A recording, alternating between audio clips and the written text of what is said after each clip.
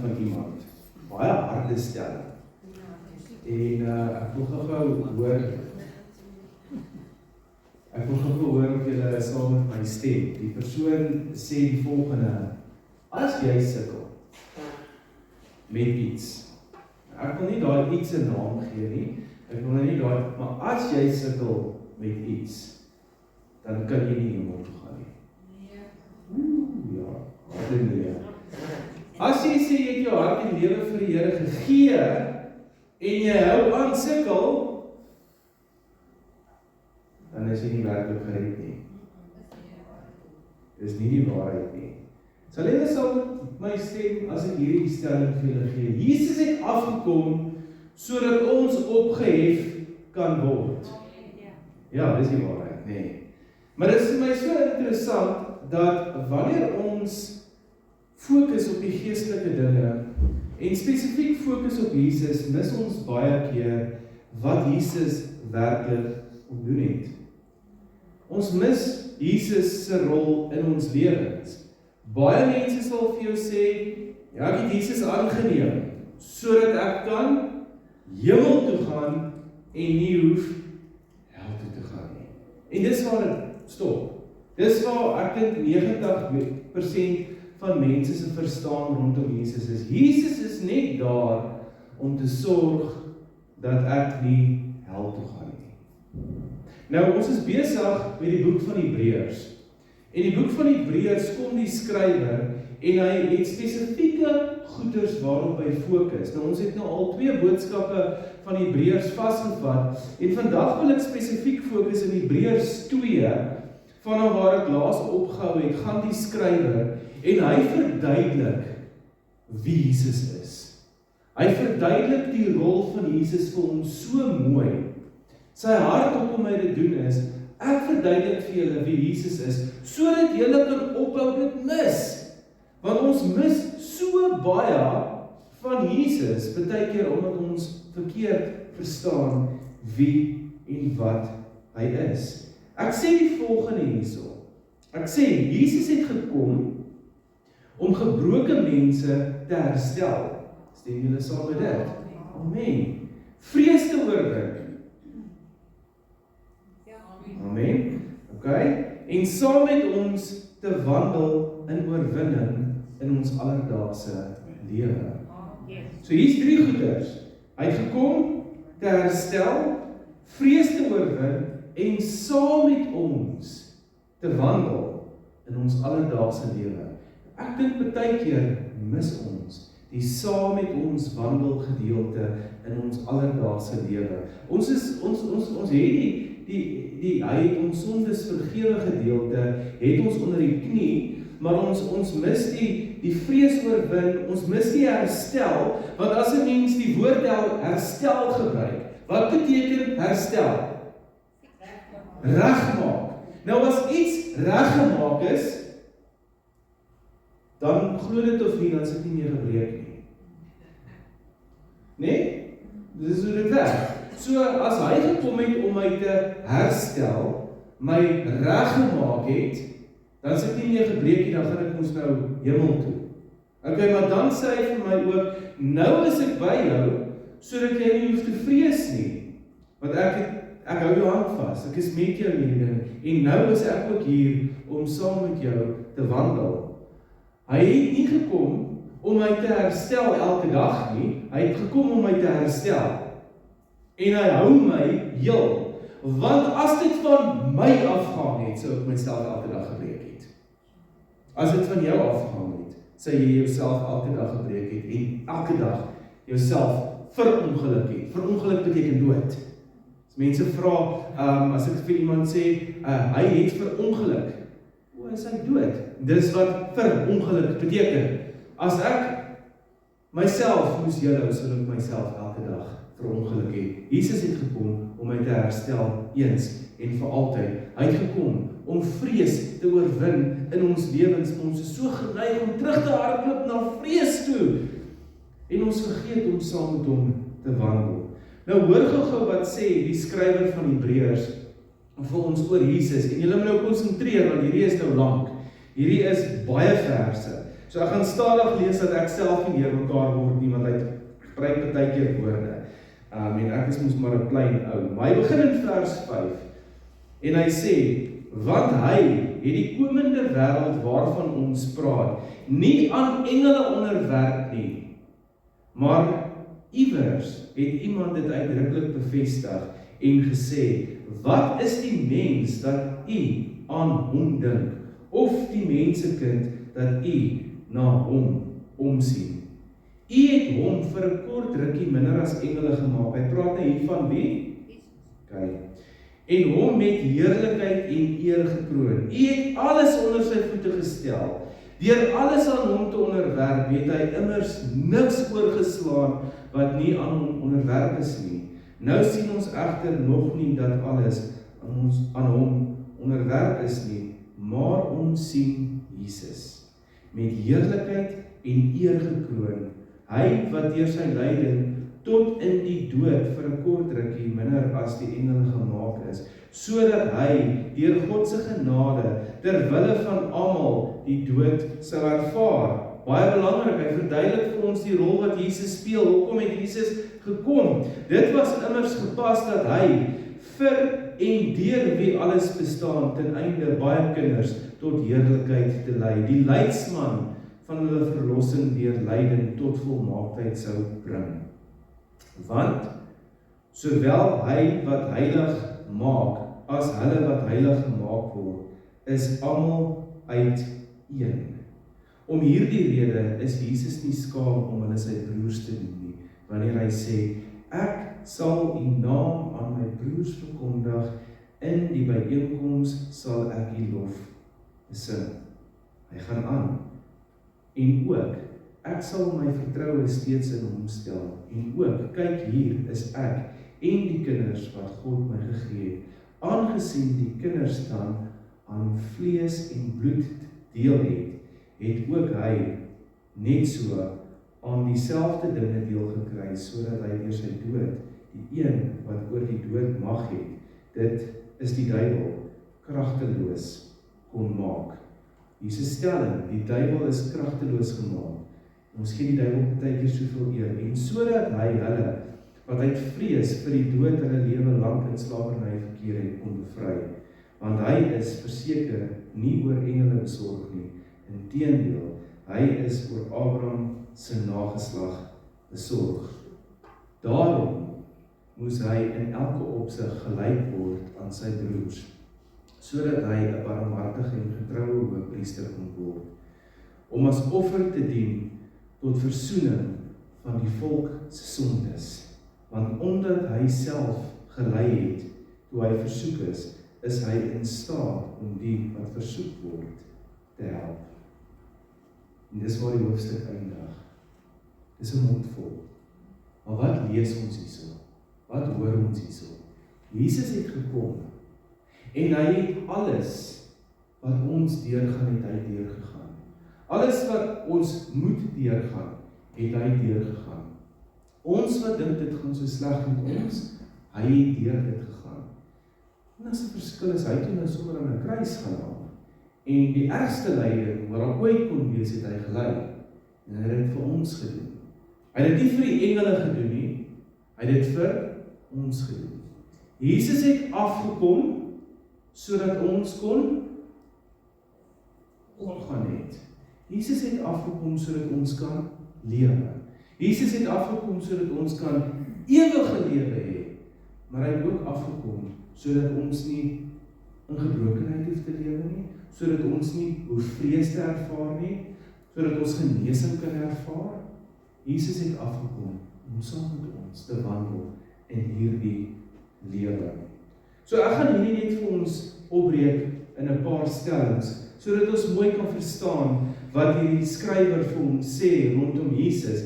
Eerste ding is, God se plan vir ons was nog altyd groter as die plan wat hy vir die engele gehad het. Hy sê later in Hebreërs, en ons sal daarby kom, is alle engele nie dienende geeste nie. Hy het nooit dit van ons gesê nie. Hy het gesê, kom ons maak iemand in ons gelyke. So God se plan was nog altyd dat ons daar moet wees en nie onder soos brommers en wurms en alles moet rondkruip nie. Maar die wêreld en Satan wil hê ons moet glo dat ons daar moet wees. Die mense se stellings wat sê as jy aanhou sukkel, gaan jy hel toe, wil hê ons moet daar onder kruip. Terwyl God gesê het, ons moet hierbo wees. Ons is sy skepsel, ons moet in oorwinning lewe, vry van vrees, vry van sonde. Hy wil hê ons moet lewe. Hoor gou wat sê Psalm 8 vers 4-7.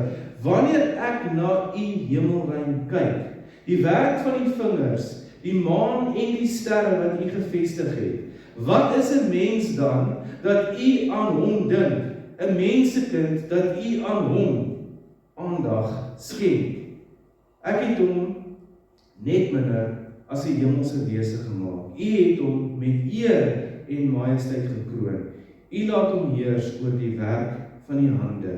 U het alles onder sy voete gestel. Wat is 'n mens dat u oor hom besorg sou wees? Ek klim vanoggend hier uit hierdie kar uit vir my en ek staan vir so rukkie en kyk na die berg met die mooi wolk wat so om die berg hang en ek kyk so na die groen en ek kyk so na die lewe en ek neem eers 'n bietjie of twee want dit is 'n memory. En die grootheid van die natuur en die grootheid van die aarde kom so op my neer. En dan kom die skrywer van Psalm en sê, maar u, God, het ons oor hierdie skepping geplaas.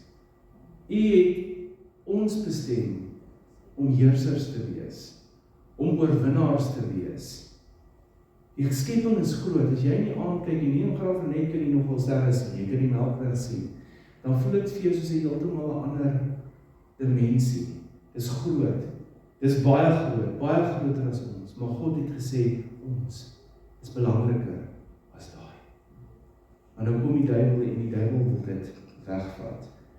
Die mens se skepingsdoel is om God se heerlikheid te weerspieël. En dit is vervul in Jesus. Jesus het die heerlikheid van God kom leef, weerspieël en hy het vir ons gegee as gevolg van dit wat hy gedoen het. Nou kan ons daardie heerlikheid lewe. Dit is ons skepingsdoel. En die skrywer van hierdie boek verduidelik vir ons dat ons nie maar net hier is nie. We are not here by chance. Ons het nie van 'n wurm afgegaan na een of ander aap toe, na een of ander ding wat in 'n boom hang en toe ewe skielik is daar 'n babatjie wat uit een of ander ding uitkom en nou is ons hier nie. God het ons geskep, hy het ons aan mekaar gewewe. Hy het beplan dat ons sou heers oor die hemelruim. Die skrywer wil dit net weer kom vasmaak, Jesus. Dan sê hy vir ons, Jesus het ons gebrokenheid binne gestap. Onthou, daar is 'n storie van 'n vrou in 'n tuin wat 'n vrug geëet het wat sy nie moes geëet het nie en sy gee dit vir haar man en hy eet saam met haar. Hy het nie geluister nie. Adam, Eva, ons het geval in sonde in. Ons was 'n vervalle, verslaane mens en Jesus het gekom en hy het in daai vervalle gebrokenheid ingestap. Die skrywer sê dit, hy het dit kom doen sodat hy kan weet, kan verstaan, kan beleef, dit reg kan doen, vir ons die voorbeeld wys hoe om dit te doen. Jesus het nie van 'n afstand af gered nie. En die kultuur sal wil maak is 'n redder is iemand daar ver. Jesus het nie van 'n afstand af gered nie, hy was hier tussen ons gewees. Hy het tussen ons gewerk, hy het tussen ons beleef, tussen ons gevoel. Hy het pyn, verwerping, honger, lyding en die dood het hy self ervaar, sodat hy vir ons kan help om op te gaan. So wanneer jy voel, niemand verstaan jou nie, ek is so gekompliseerde mens, niemand verstaan my nie, Jesus doen. Want hy is deur alles wat jy deurgegaan het, is hy deur vir jou, sodat jy opgehef kan word. Lyding was die pad na verlossing, sê hy vir ons in hierdie stuk. Jesus is deur lyding volmaak gemaak. Ons het 'n verlosser wat ons volkome verstaan. Hy was tussen ons, hy het honger beleef, hy het pyn gevoel, hy is deur lyding wat ek dink nie een van ons wil deurgaan nie, maar hy is deur dit sodat hy ons volkome kan verstaan. Jou swaar kry hoef jou nie te vernietig nie. Jesus is saam met jou in dit. Laat toe dat jou geloof meer word en jou twyfel minder. Jesus verstaan die situasie wat jy in is. Wat is 'n situasie jy ook al in is? Miskien is jy bekommerd oor die toekoms, miskien is jy bekommerd oor een of ander kar se band wat vervang moet word, oor 'n rekening wat betaal moet word, oor familiekrisis, oor gesondheid, maak nie saak oor wat nie. Miskien is jy daar, maar Jesus verstaan dit. En Jesus sê, jy hoef nie alleenig daardeur te gaan nie. Jy kan saam met my deur hierdie gaan, want weet jy wat, ek is klaar deur dit. En dan hier is vir my seker een van die mooiste dinge wat ek kan verstaan. Jesus noem ons familie. My redder, my koning, noem my sy broer. My redder, my koning, Jesus Christus, is volgens so ek verstaan in die Bybel my ouer broer. Ja. En vrouens, julle is sy suster, jonge. Waar het ons al ooit in die geskiedenisboeke, wanneer mense praat van iemand wat kom red, gehoor dat hulle God wat hulle aanbid, jou ouer broer is, jou familie, nergens. Ons Jesus, ons redder, noem ons familie. En hy is nie skaam om ons sy familie te noem nie. Dit beteken, hy is nie skaam om te sê, julle is in my, julle is saam met my in hierdie ding nie. Nou vra ek die vraag, net as ons hierdie stelling maak, gooi familie mekaar weg. Yes. Hier, nou nie hy nie, ek nie hier. Nee, nie hier nie. Die antwoord moet wees, familie gooi nie mekaar weg. Bloed is veronderstel om dikker te wees as water. Nee, dit is hoe dit is. Daar is no exceptions to the rule, dankie, want dan, maar oor die algemeen, familie gooi nie mekaar weg nie. So, hoekom sal Jesus jou weggooi? Hoekom sal 'n stelling van 'n ou wat sê, as jy aanhou om te sukkel nadat jy gered is, kan jy in die hemel toe gaan nie? Hoekom sal dit waar wees, as ek dan nou deel is van die familie en Jesus noem my broer? Ek gaan my nie weggooi nie, ek is dan deel van die familie. Hy bied wel 'n hand uit om te sê, sukkel jy met een of ander vorm van verslawing, kom na my toe.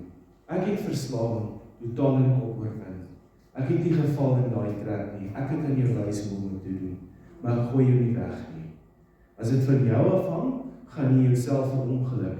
Maar as dit van my afhang, wil ek vir die beste gee. En as jy my toelaat om dit te doen, dan sal ek. Jesus is nie skaam om ons sy broers en susters te doen nie. So hou op leef soos 'n buitestander in God se huis. Jy hoort hier net soos wat jy is. Ek hoor 'n storie hierdie week, my gevang. 'n Vrou vertel die storie. Sy sê in hulle kerk, klein kerkie, kom maar 'n ou ingestap. Blou hare en tattoos, stikkende klere, en hy kom maar ingestap en hy is baie op sy senuwees en die twee ou tannies by die deur. Kom eens nog, jong drukkies, welkom hierso. Gaan deur die diens. Na die diens vat hulle hom na die koffiekamer toe. Hulle gee vir hom tert, want blykbaar is daar elke sondige tannie wat 'n tert bring en hulle eet tert saam met hom en hulle vra vir hom van wat se paai hy die meeste. Dis nou in Amerika apple, pumpkin en hy sê nee, apple, nee, volgende week kom jy terug.